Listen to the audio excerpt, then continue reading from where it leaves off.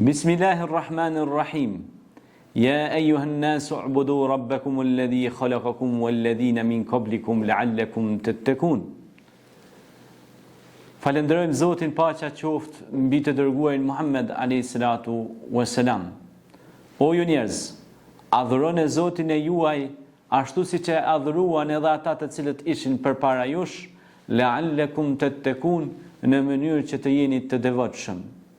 Andaj, është koha për reflektim, është koha për meditim, është koha që në këtë muaj të bekuar të Ramazanit të mendojmë paksa për gjeneratat e kaluara të cilët ja kushtuan një jetë të tërë adhurimeve dhe punëve të mira, çka Allahu është i kënaqur me ta. Duke filluar nga Nuhi alayhis salam, por dhe nga Ademi që ishte i pari njeri në tokë dhe pejgamberi Nuh alayhis salam, edhe ata ishin shërbestar të kësaj toke. Ademi alayhis salam kishte bashkëshortë e Havën dhe kishte fëmijët e tij, të cilët e populluan mbar dunjan. Dhe dihet ngjarja e Kabilit dhe Habilit, një ngjarje e rëndë historike e cila ndryshoi rrjedhën e njerëzimit duke treguar se mëkati më i madh është vllavrasja. Prandaj Allahu na tregon se duhet largu nga vllavrasja përmes ajeteve të Kuranit, përmes historisë së këtyre njerëzve në tokë që e popularizuan tokën. Prandaj ne duhet largohemi nga vllavrasja dhe të mbjellim dashuri, atë dashuri dhe ta duam njëri tjetrin. Sepse Zoti thot në Kur'an: "Wa'tasimu bihablillahi jami'an wa la tafarraqu." Mos u përçani, por bashkohuni mes vete. Andaj, o ju njerëz, shikoni adhurimet e pejgamberëve në të kaluarën. Musa alayhis salam argjeroi dhe u urtësua. Urtësimi, pra agjerimi, ndikoi në urtësim tek pejgamberët e Zotit. Agjerimi ka ndikim pra që të na urtësoj, na bëj më të urtë, më të sjellshëm, më pra fisnik, e fisnikron shpirtin ton, sepse agjerimi është adhurim. Ja juhan nasu ubudu rabbakum, o ju njerëz, adhuroni Zotin e juaj. Pra Kurani u drejtohet të mbar njerëzve, pra gjithë njerëzve me adhuru kanë Zotin, që është një dhe i pashok.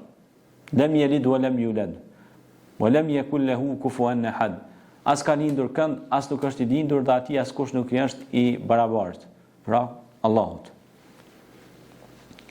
Adhurimi si nocion është pra të adhurosh Allahun, të kesh frikë Allahun, të bindesh Allahut, të shpresosh tek Allahu, të duash Allahun, të jesh pra në njëshmërinë e Zotit në adhurim, të besosh Zotin si Zot një vetëm dhe të pashoq, të adhurosh atë, të kesh mbështetje tek ai, dhe gjitha këto komponente mbledhen së bashku dhe hyn pra në bashkësinë e vet dhe përbëjnë pra komponenten e besimit, që është pastaj besimi me gjuhë, me gjymtyr, me zemër, me veprimet tona e kështu me radhë.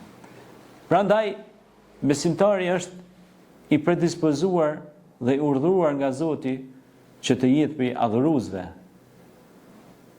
E adhurim është edhe të krijosh familje, të martohesh, të lësh trashëgimtar.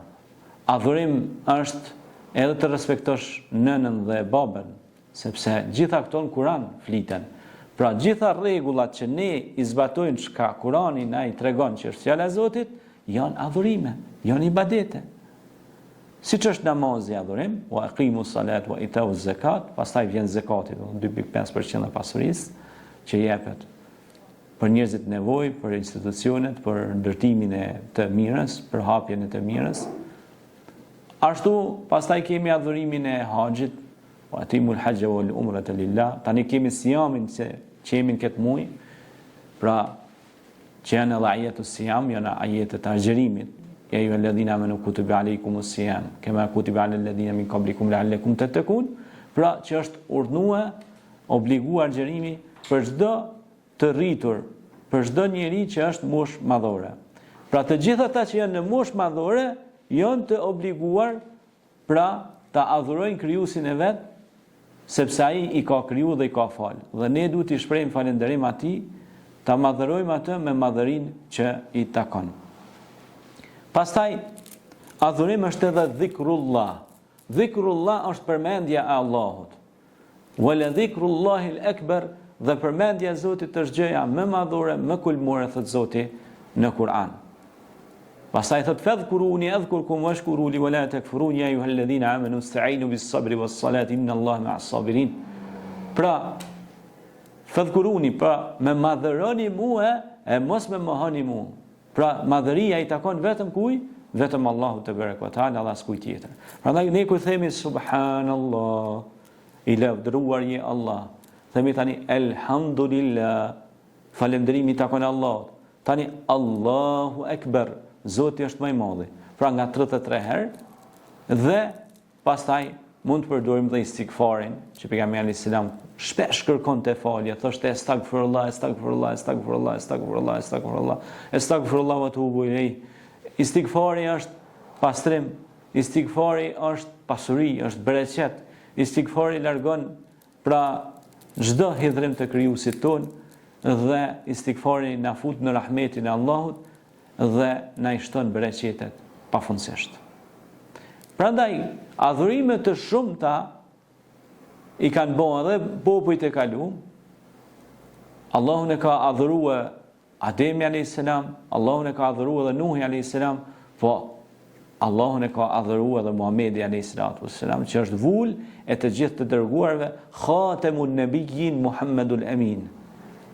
Prandaj gjitha këto janë mesazhe nga pejgambert deri në ditët e sotme, pra që edhe dietarët nëpër botë, kudo që janë në shkollat e tyre juridike, që vazhdojnë këtë mision, pra ata janë adhurues të Zotit.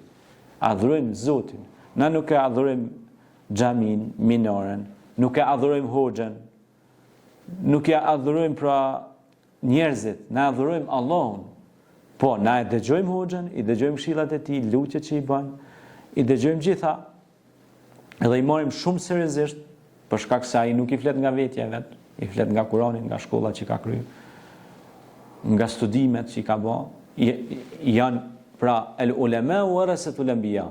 Hoxhallarët janë trashëgimtar, dietarët janë trashëgimtar të dërguarve. Pra flasin ato çka e kanë thënë të dërguarit e Zotit dhe çka ka thënë mbi gjitha Zoti në Kur'anin famlar.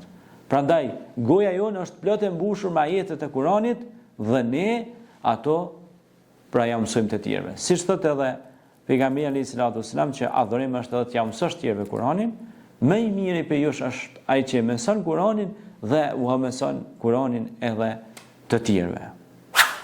Pra kjo është mirësia e ibadeteve dhe adhurimeve. Adhurimi është edhe të marrësh avdes, pra, sepse ti kur merr avdes pastrohesh, bëhesh gati ta falësh namazin. Adhurimi është edhe 5 kohët namaz me fal pra namazin. Adhurimi është edhe lutja, kur i lutemi Allahut. Pra, këto janë ibadete, janë adhurime që ne pra i bëjmë vetëm për Zotin. Adhurim është pra çdo gjë që bëhet për Zotin është adhurim. Mirë, po çdo gjë që bëhet për Zotin është në shërbim edhe tonin si njerëz. Prandaj Zoti është krijues dhe krijuesi gjithmonë pra e kalon veç mirë dhe mirësi për krijesën.